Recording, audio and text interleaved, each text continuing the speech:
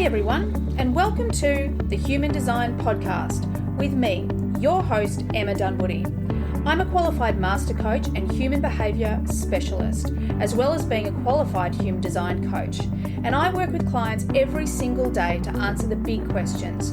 Who am I? Why am I here? And what is my purpose? I also assist them to transition from the person they think they should be to the person they really are on the inside. I teach people how to actually live their design instead of just knowing it.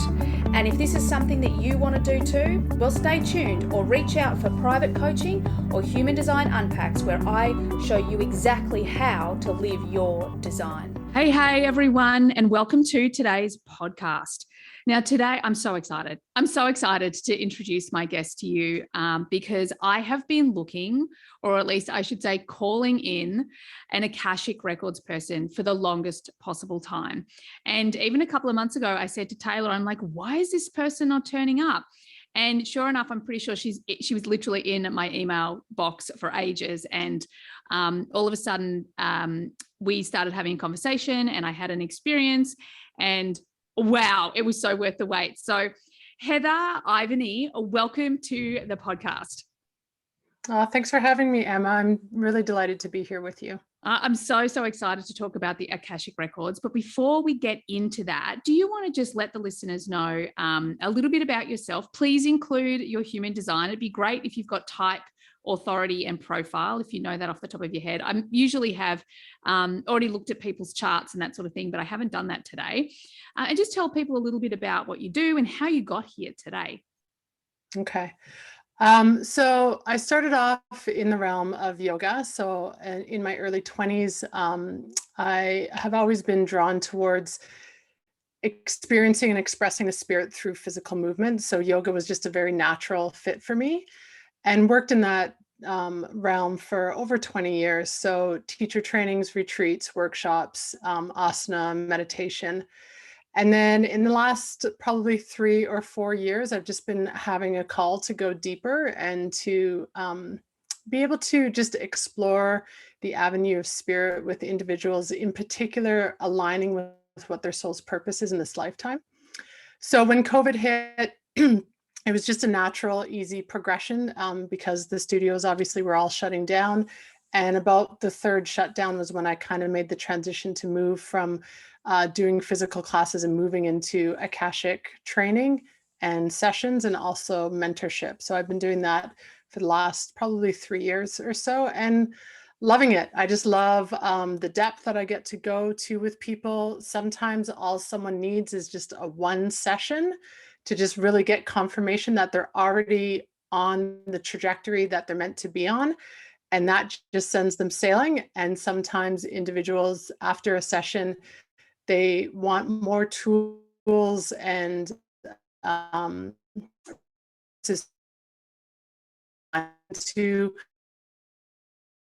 3 or 4 months long. Yeah, awesome. Are we frozen? Yeah, just a little bit. I'm not sure what's going on there. Let me check my. Oh, no. No, I'm good. Here we go.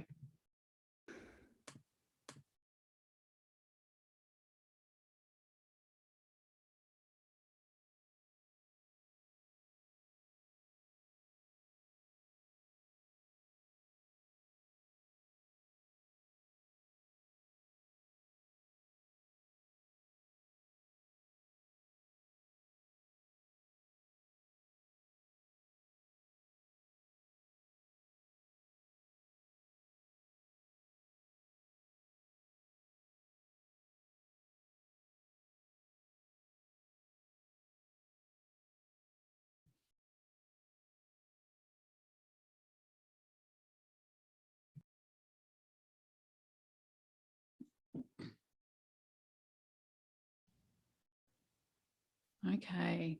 Can you hear me better? Is that better? Yeah. Awesome. We just froze. So I just changed over. I'm going to just hotspot it, and maybe that'll give me a better signal. Amazing. Awesome. So do you want to just go back to the part that you were talking about? Do you know where you're up to? No, I don't even know where we froze. And Okay, like so it was just at the part where you were saying that you just transitioned into the Akashic Records, and some people need one session, because I'm like, oh my God, I need to talk to that.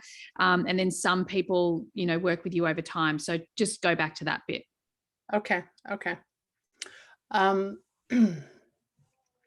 so, sorry, let me just That's regroup for a sec. super cool. Oh, we could just move on if you like, and we'll get all these bits and pieces out as we talk. Sure, let's do it. Beautiful. So one thing that you said, like working with people with this one-off sessions to kind of really almost like give them the tap on the shoulder, or the like, yes, you're going in the right direction. And this is definitely the experience that I had with you, because I mean, I know that you don't know, you're not like really into human design. You hadn't necessarily listened to the podcast. You didn't know me. And that was what was really cool about the session that I had with you, was that the things that you shared with me, I was like, no way, like even to the last thing you said on the session, it was like, and you were really resistant. You were like, I don't know why I have to say this, but it's just do it. And I'm like, stop it. Like, that is literally one of my things that I'm like, just do it. Just take action. You can't stuff this up. And it's actually in my design. One of my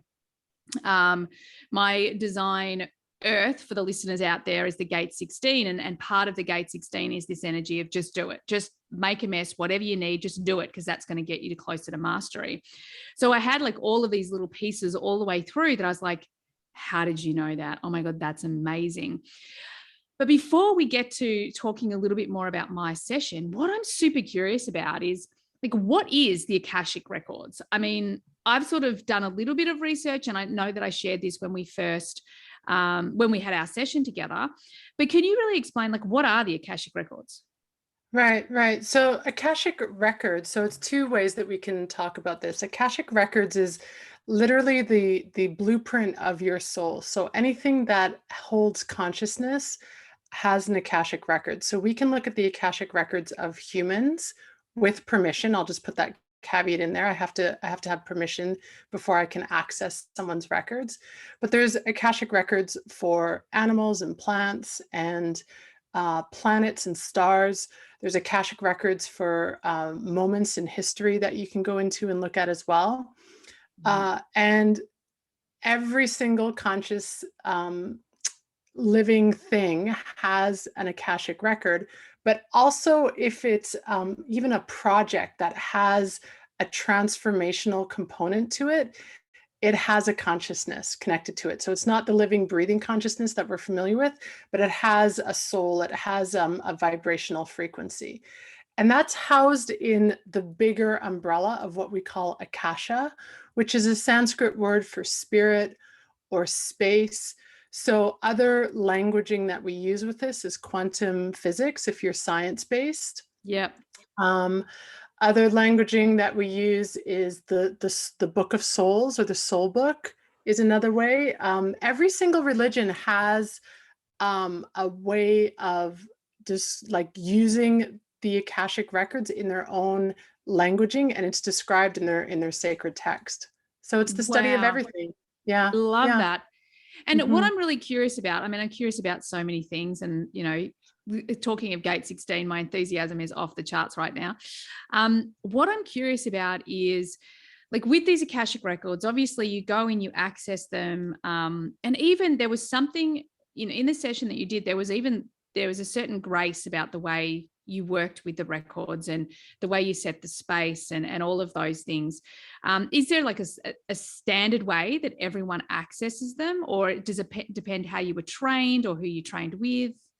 How does that work? Yeah, great question. So first, like, just know that we oftentimes access the records unconsciously, right? So before I did the formal training of learning how to read the Akashic records, I was already accessing the records. I just wasn't aware that I was accessing the records. So I would go and teach a yoga class, and it would be that moment at the end of the class where people would come up and they'd be like, oh my gosh, it's like you're inside my head and saying all the things that I needed to hear today. And that was me. And I would just say, well, I'm just tapping into the field and I'm just connecting to everyone in the room and creating a bit of a theme to the practice that we're doing. But I didn't know that it was the Akashic Records. So just know that like everyone accesses them when you're in the zone. That's another way that we're in the records, is when we're playing in the zone and when we feel like things are aligning. And even like bigger pictures, like if you look at like George Lucas with Star Wars, like that is such a huge movement that happened through the Star Wars series. It's not just George Lucas.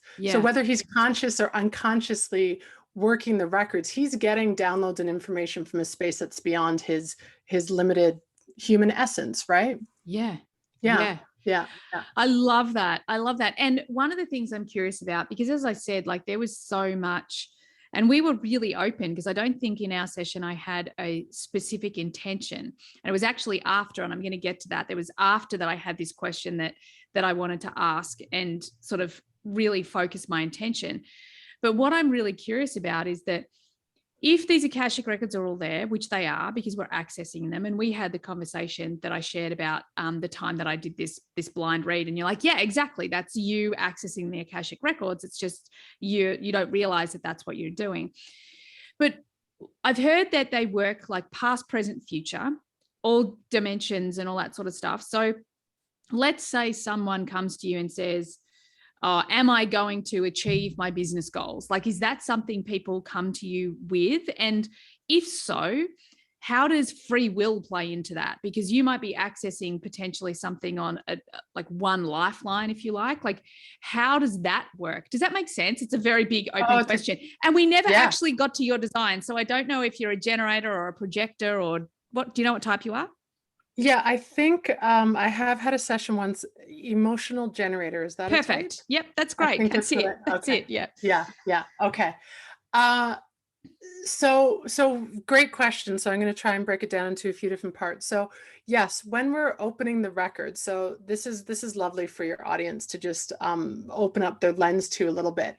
When we're accessing the book of your soul, so think of it like an etheric library, and you go to the shelf and you take off your soul book, and when you open it up, it contains everything, past, present, future, lives that you've lived, alongside your thoughts, your belief systems, ideas that you had that never actually actualized. So all of this information is contained within your soul book. And when we open up the Akashic Records, we use references like Lord of the Akashic Records, and we talk to our guides and our teachers, but we conceptualize them so that we can understand them in our brain that understands things through contrast. But the reality is it's energy frequency. So there aren't actual, I mean, some people believe so, but there aren't actual archangels with wings flying around in a dimensional realm giving us peace or giving us healing energy. It's an energy frequency that we're tapping into with an archangel. And we put the picture of the person with the wings on it so that we can conceptualize and personify what's happening, so that we can augment the energy that we're working with, right? So when we're working with the Akashic Records and I'm opening up your soul book, there's energies that protect the records. And they also filter the record so that when I open it, it's not just this noise of information that's coming in and you and I are spending the hour trying to make sense of it. It's distilled and filtered, and it pulls certain strings down from it that helps to support the present moment that you're in. So if you're asking a future question about like, am I going to have success in my business? Just know that the future isn't laid out. And so there's many possibilities. So what we might get a glimpse into is a option of a choice point that you have. But keep in mind that we live parallel universes, and this gets a little bit complex, but this particular lifetime that you're in might not fulfill that particular stream of energy, but it is being fulfilled in another dimensional realm. Wow. So, oh my goodness, I love that. It's pretty big. So we don't go into like, my like niche or my like joy and passion and mission with the Akashic Records is to support people present moment, soul purpose, how to align with it. If you Yeah. go to another Akashic Record leader, they might be really honored in working with past life regression. So when you go and visit them, they're going to give you a lot of information on a past life that will serve you very well. And for me personally, in a session, I only go into a past life if it helps to create clarity on something that we're working in the present moment. So we kind Yeah. of tap into it, but then we come back to present. We don't spend the whole hour there. Yeah. I love that. Sorry, Mm-hmm. what were you going to say? Well, I was just going to say, and what I love is that I find that people are organically attracted to the type of Akashic record guide that fits their soul. So if someone really wants to know about their past lives, they're not going to hone into my frequency and book a session with me. They're going to be guided through their guides to book with someone else. Yeah. Right. So the people that I work with are primarily working, like, really interested in their present moment and soul purpose and aligning with it. Yeah, I love it. I absolutely love this because purpose is one of the biggest topics that I talk about in my business. And it's really funny. The more I talk about it, the more I think, yeah, wow, this is really aligned to what I'm on the planet to do, is to really empower people to step into their purpose. So again, that really resonates. And you said, like, in that moment, it's filtered so we receive what we need in that moment. And for me, one of the things, and through my design, for those that are listening, I'm a line 3. I have to have an experience. And I'm always looking for synchronicities or synergies and those sort of things, because it's almost like my frequencies that are angels, guides, past my dad, my gran, whatever it might be. It's like one of the things they know for me is, like, give her the synchronicities, like give her the just do it, the thing that's like, how did you know that? Because that's when all of a sudden I'm like, I am so all in. Like, I was already all in, but now I'm really all in because I'm getting those those synchronicities. So that was one of the things that really blew my mind with the session, was there was so many things. And what was really cool, and this has been happening a lot with me recently, so it might even be my energy as well, but whether it's a podcast guest or it's some sort of practitioner that I'm working with, like, I'll have a question in my mind, but I don't get to it. They get to it before I get to it. Mm-hmm. So I kind of noticed those things were playing out in our session as well, which I think is just so fascinating. And one of the questions that after the session, because I was really conscious of your time, and after the session, I was like, oh, could I just ask one more question? And this was something I'd been talking to friends about. And it was something that I kind of wanted, confirmation on. I wanted something to respond to, as I'm a manifesting generator. And what was really fascinating is I asked you this question, I sent it to you in voice message, and you went into the records. And one of the really specific things you said, and again, like, talk about synchronicity, was it was like, ultimately the answer to my question was yes. And what you said is that there's already someone in your life, and this is what you need to respond to go and act on that. And you've basically used human design language, like, you've given me something to respond to. And at the time, I'm sure you didn't know that you were even doing it. So, and at the time I'm like, oh, really? There's someone in my, and like, with that, the penny dropped. And the next day I met with someone that just opened up a massive door into the thing that we were talking about. And all of a sudden, like, all the dominoes are happening. And I just thought, like, a large part of the work that you and I working together, what you really gave me was, again, the thing that I bang on a lot is like, oh my God, you just proved to me that I can trust myself. I can trust these feelings or these insights or these directions. And because so much of what you shared was just like, oh my God, that's it. Yep, that's the thing I was thinking about, or that's the thing I'm going, or that's the direction I'm going in. And it just really gave me more confirmation to really trust my unconscious accessing the Akashic Records. Do you know what I mean? Yes. Which is so, so powerful. Yeah. And I find too, like, a lot of people will come to a session, and a lot of what comes through in the session is confirmation that what they're already doing is what they're meant to be doing. And it's just very relieving, I think, for people, like to just know that exactly what you said, that what I'm receiving from the universe is actual, and I'm receiving it clearly, and I'm understanding it in the way that I'm meant to.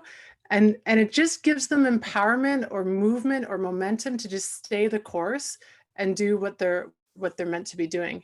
Yeah. And this is also why I love offering training in the Akashic Records, is because the whole first month that we're spending time together, it's reading your own records.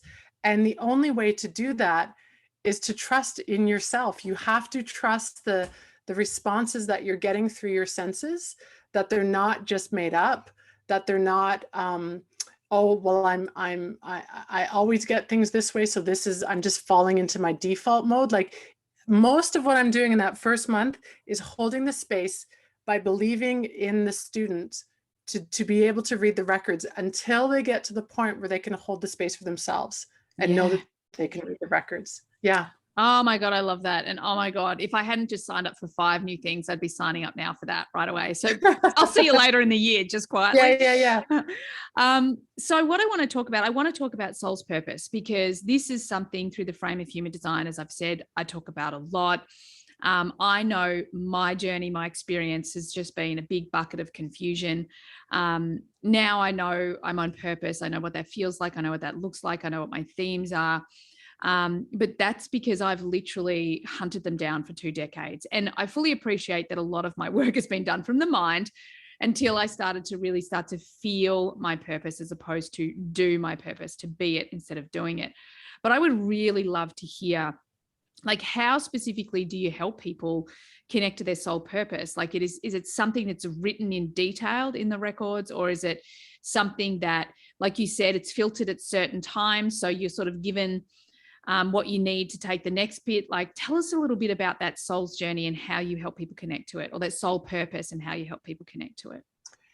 Yeah, it can be different for different people. Like for yourself, when you were asking the questions and I was giving you the yes answers, it's because it was such a loud yes. So even though you're asking a question about a future and it's a possibility, the fact that it came through so powerfully, so concretely, so like non-negotiable with you, that's how I understood, like, this is absolutely what you're meant to be doing in this lifetime, moving forward in this direction. And for the other individual, there's some people, I'll be honest, there's some people that come in and they want information on what their soul's purpose is. And a lot of what comes through is tools and guidelines for them to be able to be present, be in a space of peace and calm, and giving them ways in which they can work with just accessing soul and accessing wisdom and accessing energy. So I'm clear with them where I'm saying, you know, it's not coming through 100% what your soul's purpose is, because these building blocks need to be established first. And once you spend time here, then your purpose is going to filter in. But if your purpose comes in first, it's going to just fall on very sandy soil because there's not a foundation there to support it. So it might be disappointing to some to hear it that way, but I have to relay it in the way that their soul is speaking to them. And oftentimes they'll come back, you know, a few months later and be like, okay, I've been doing the things and let's see if there's another clue here for me to play with. And always there is, right? Yeah. And I love that. And I think that this is really, really important, because through the frame of human design, what I see is I see people come to me, they want to live in alignment with their design. They want to know their purpose. They want to make money. They want to build their business, rah, rah, rah. And what happens is that they take in all the knowledge, but they don't integrate it. They don't get into their body. And I think what you're talking about, and I know for me, you know, it's that place where I go and I'm in this force, and people get to this place where they're trying to force through the mind instead of feel through the body. And oftentimes, and I had so many coaches, readings, healing sessions where I would get exactly that information. And I remember at the time going, I don't want to, you know, like my design, I've got a defined will center. So I am this very determined human. And it was really when I got to the point where I went, oh, shit, if I keep getting this same message, I need to actually surrender. I need to actually let go, be present, you know, heal the body, rest, recover, whatever this feedback is that I'm constantly getting. And the moment that happened was when flow really started to happen in my life, because it was like, you need to stop trying to force everything through the mind, as opposed to trusting the body, trusting the energy, trusting the guidance. And timing has been a huge part of my purpose. I wanted it 20 years ago, if you like. But I had to become a whole new human before I could fully step into my purpose. I had to have all these experiences and I have to learn all these things. So when someone comes to you and they have, they come to you probably from a place of they're stuck, or they want something different, they want to transform. How do you really support them to connect into their own wisdom? Like obviously when you're training people to connect to the Akashic Records, it's like building that commune with yourself and building trust that way. But when someone comes into the session with you, like how do you really help them? And I suppose it's different for everyone, but what would be your advice for people out there that are really needing to build their trust in themselves and their soul purpose? Well, the field of the soul is a soft energy field. The concept of effort and striving, that only exists in our human self, right? The same with desire. Desire exists in this human element that we're in, but desire doesn't exist in the other dimensions when we move into them. So oftentimes what's happening is, we just have such a societal conditioning of hard edging, of work hard in order to be rewarded, of being independent, of doing it on your own. Like there's so much masculine energy that is pushed upon us from a very early age, that for many it's the process of undoing. They want to be in connection with their soul. Well, the soul exists in the soft realm, the subtle realm. So how can we soften the body physically and relax it, right? So maybe I'm suggesting yoga nidras as a means to allow the different layers of the body to be massaged and opened up. Oftentimes there's a connection to presence. So there's a lack of willingness to be in present moment. They're more comfortable in future anxiety or depressions from the past. So it's working on just redirecting the attention to present moment, because this is the only place where life exists. Meaning this is the only place where your soul is in present moment. It's not in we can access the past, but it's not in the past, right? So those would be the two main components. How much time, how much real estate in your day is invested in present moment? And can we just start to learn to redirect the attention to leave the future or the past and come into the present? It's the space where, where life exists, but the mind will always try and convince us it's never enough. So it's this constant battle, right, between the soul wanting to be present and the mind wanting to be anywhere but present. And so just recognizing that the two might never agree, but we can create the patterns that help us to loop back into present moment.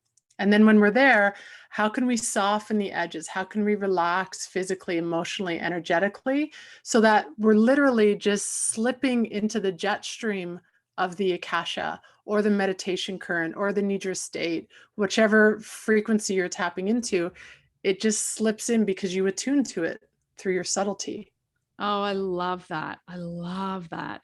And it's fascinating. I feel like it's been one of my greatest journeys is learning to just slip into that flow state, like you're talking about, it's that it sounds simple, but getting ourselves out of our head. And I've done both anxiety and depression and lived in that world where I was either in the future or in the past.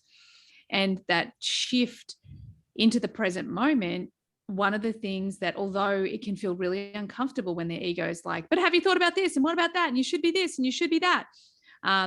But actually slipping into the magic of that present moment is really like, that's where it all is. That's where the most exciting experiences of my life have been, is like being present. Like when I don't know, I know for me, one of the things I love is a brand new experience, because I'm the most present I will almost ever be with whatever that thing is, because I'm not trying to do anything or be anything. I'm just like, okay, this is my first crack at it. I'm just going to have a go.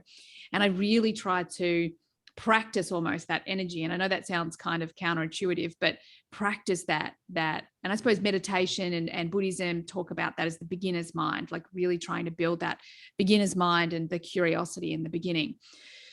But with when someone works with you, I'm really curious. So for me, I was someone who came, or at least worked with you at a point in my journey where I have built a lot of clarity around my purpose. And one thing that I think is really interesting is I know the themes of my purpose. I know how it feels in my body. I kind of know which direction it's going in a lot of the time. But one thing I used to do when I was just a behavioral coach is like, we have a mantra, we have a thing, it's this, you know. But I'm really curious to hear what you have to say about that, because the more work I've done on purpose through the frame of human design is I now realize that my purpose isn't one mantra. I'm a manifesting generator as well. So I feel like it's a bunch of themes that are all sort of melded together that are then expressed through me as something completely unique. Do you, in your experience, do you feel like every person has this really clear like mantra, like my purpose is to empower people to blah, blah? Or do you feel like purpose is actually something that we just express through ourselves each day? I'd love to sort of hear your definition around purpose. Well, I think it can be both and, right? Yep. So there are some people who, many lifetimes have been building to this particular lifetime, and there is this very specific mission that they're here to create and birth into this 3D form that we're in. And others, it's very like how their soul connects. So I'll give you an example. I have a client that came in and he is defined as ADHD, right? So when we went, and I didn't know this prior to talking with him, but when we went into his records, what was coming through is I was like, oh, like you see things you see much more than what other people see when you're hanging out with him. And he's like, yes. I'm like, you see far more details than what other people do. He's like, yeah. And I'm like, and you hear a lot between the lines. And he's like, yeah. I'm like, you're picking in a lot of this way. And he's like, yeah. And I'm like, and you feel it sensorially. So every single clair ability within this gentleman was lit up and on fire. And what was coming through was I was like, your soul understands the world and it creates with the world by using all of your senses all the time. And when one of them is shut down, it doesn't get the whole picture. It's kind of left out and feels frustrated. Now, on a soul level, this is magical, mystical, and wonderful. Yes. But when we take this and we condense it into a 3D form, you're ADHD. And this is labeled as less than, negative, take drugs, whatever it is, and work with it. So what we were sort of breaking through and kind of deconstructing together was, this is actually how your soul wants to exist. And any time that you apologize for being ADHD or you call yourself ADHD, it's almost like you're disrespecting your soul and you're asking it to go and sit in a corner and be quiet. And so what was sort of his epiphany was like, there actually is nothing wrong with me. Yes. And so that was his aha moment, was like, you mean I don't have to keep trying to be some version of how I need to fit into society? I'm like, no, because every time you do that, you're disconnected from your soul and you feel shut off. So it was giving a radical 180 for him. So yeah, there are some souls that need to have a lot of different things coming in from different angles in order for their soul to make the cookie at the end, right? They're taking the eggs and the flour and the sugar and all the things in, and that's how they make the final product at the end. And for others, that's chaos, that's noise, that is so too much and overwhelming. So their purpose is very direct, very streamed in and specific. Yeah. Oh my God. I love that. I love that story about the ADHD guy, because I feel like, again, human design really helps and supports people in this way to stop criticizing ourselves for the things that actually they're our superpowers. They're the things that we're actually here to do and express. But no, they won't fit into society. I just absolutely love that. And I totally 100% agree. I feel like purpose is something, and again, I'm just going to throw in the human design frame. I have a wide open G center. So what that means is that in my not self, so it's what we call the ego, I was literally searching for purpose, searching for lovability, because I have this like it's an undefined or a wide open center. But what that means is that I literally take in other people's energy, their identity, like their higher self identity, where purpose lives and their direction lives. And then I amplify it and reflect it back. So what that means is that I would meet certain people, and this happens a lot. Like I meet you and I'm like, that's it. I have to sign up. I have to learn my Akashic Records. Or I met Frank. Oh my God, I have to do the emotion code. Like there's this energy within me that really taps into people and can sometimes it feels great when I'm meeting people, but it can kind of misdirect me sometimes because I get excited about everything and everything feels really good. But one of the things that I just really love, and your session really helped me with this, is I don't have like that clear one sentence, yet I do feel like I have one really clear purpose. Do you know what I mean? And it's a feeling, and it's 100% completely tapped into the journey that I've had, and when I talk about the journey I've had and how, I go from this place where I was really stuck in my head. I couldn't let consciousness in, I couldn't even let spirit in. It was so clogged up in there. And once I sort of cleared space in there, got back into my physical body, allowed consciousness to start coming in and guiding me, then I realized I'd been giving my power away everywhere. So I was like, okay, cool. Now's the time to step in, take my power, whatever that meant. It took me years to really work out what that meant. That didn't mean me stepping into my masculine. I tried that. That didn't mean that I had to do all the things the way everyone else did it. I tried that. But it was this ability that I've learned over time to really feel my purpose, to really be able to go, this feels like I'm on purpose. And that's what I really loved about our session, because everything we spoke about, it just was these perfect little, everything you said, I was like, yes. And my sacral was like, yep, that's it. Or even these little comments. And at one point you said, oh, I'm sorry about the language or something. And I'm like, oh, no, you're in my records because I'm a total potty mouth. Like, it's that beautiful expression that working with you actually gave me a reflection of me almost, because you were really, I don't want to use the word validating because I don't think it's a really resourceful word, but you're really confirming for me, like, oh my God, I can trust me. I can trust this process. I can trust this feeling, even though no matter how hard I try to like whack it into a box and make it really usable or user friendly, but I don't need to. I just trust that feeling. Do you have anything to respond to on that? Does that? Well, yeah, because you're tapping into a conversation that I don't think I've ever had before, which I think is just so genuine that you're bringing it up. Depending on, like, my tone of voice changes when I'm in different people's records. The speed in which I speak will shift. And it's exactly what you're saying. It's because I'm in your records. So your guides and your teachers and your soul are speaking to you through me, and they're using the languaging and the tone of voice and the direction that hits you most clearly. So there's times when I've said to someone, like, I'm aware of how directly and no nonsense I'm speaking to you, like a very firm mother voice. And I'm like, just know that this is also part of your session, is that this is how you need me to language to you, because this is how you need to hear this. And then there's others where I'm like, notice how soft I'm speaking. Notice how much time I'm giving you to respond. This is the temperament or the cadence of your soul. This is how it wants to be given grace in society, is to be able to take your time to think things through. So I love that you brought that up, because that's never actually, it's something that I think about a lot, because I'm in other people's records, I get the contrast, right? You, the person receiving, you don't get the contrast because you don't see what other sessions are like.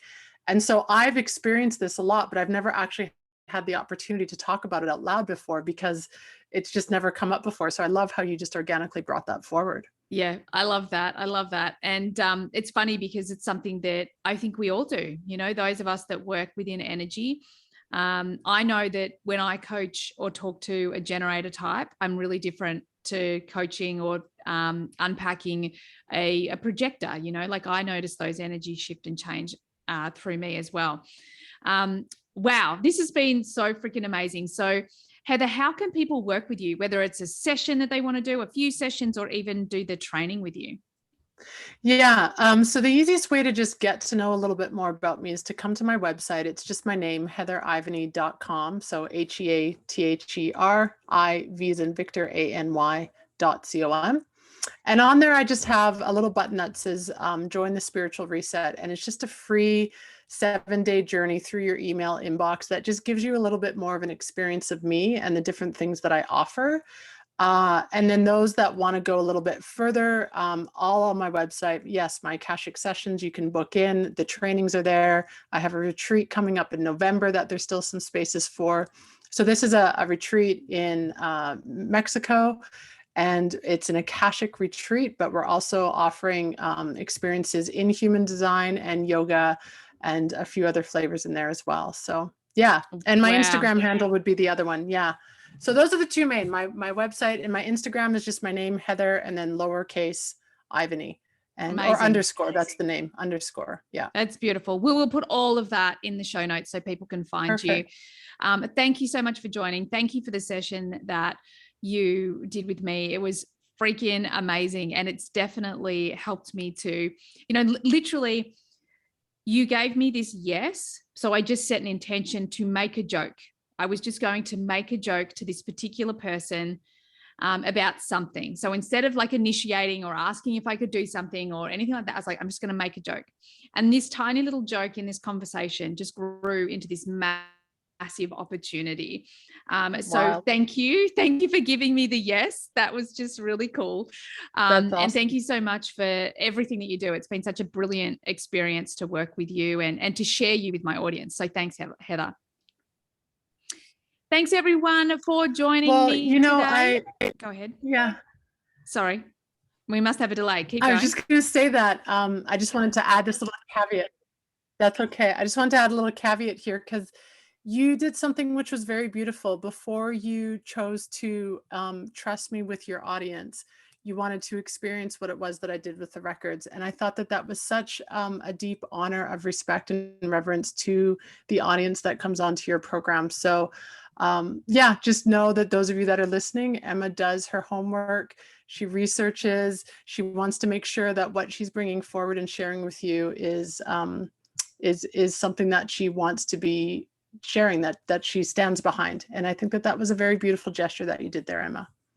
Wow. Thank you so much. Because again, I don't tell anyone I do this. And, one of my highest energies is the Divine Mother. And I really do take responsibility for making sure that I deliver people on the podcast that are going to genuinely add value to everybody's life, not just my podcast, because I know that a lot of people listen and then they instantly sign up. Like they work with people and I want them to get the results that I've got. And I want the people who are genuinely going to make the world better to be available to all my listeners, because I know they're going to come and work with me to make their lives better, but it's not just me. There's lots of people out there that can support you. So thanks for saying that, Heather. Thanks everyone for being here.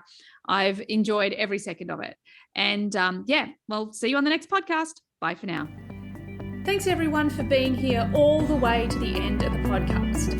I hope you got lots of value out of it. I certainly had a lot of fun doing it. Could I please ask that you share this podcast with friends if you found it valuable? And also, bonus points, could you leave a review for me as well on Apple? It would be greatly appreciated. If at any point you would like to be on the podcast or you've got questions that you'd like me to discuss on the podcast, by all means get on my socials and DM me. Everything you need is there in the show notes. Have an awesome day. Bye for now.